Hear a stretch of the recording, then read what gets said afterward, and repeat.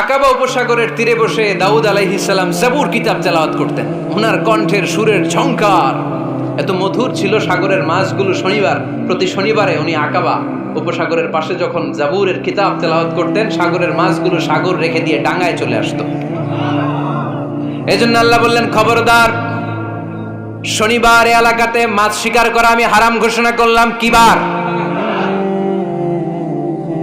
এবার দাউদ আলাইহিস সালামের কওমের লোকেরা কৌশল করা আরম্ভ করে দিল। তারা বলল, আল্লাহ বলছে শনিবারে মাছ ধরা হারাম, খবরদার আমরা মাছ ধরবো না, তবে শনিবার আমরা বেড়া দিয়ে রাখবো। কি দিয়ে রাখবো? জাল দিয়ে বেড়ে দিয়ে রাখবো। শনিবারে ধরবো না, রবিবারে যাই ধরবো। খবরদার, শনিবারে ধরবি না, শনিবারে হারাম। হারাম করছে কে? তো মাছগুলো যখন তেলাওয়াত করতে আসতো, এরা জাল দিয়ে বেড়ে দিয়ে রাখতো চারদিকে, শনিবারে ধরতো না, কারণ হারাম। কারণ কি? বেড়ে দিয়ে রাখতো, রবিবারে যে ধরতো। আল্লাহ কি এটা বুঝাইছে?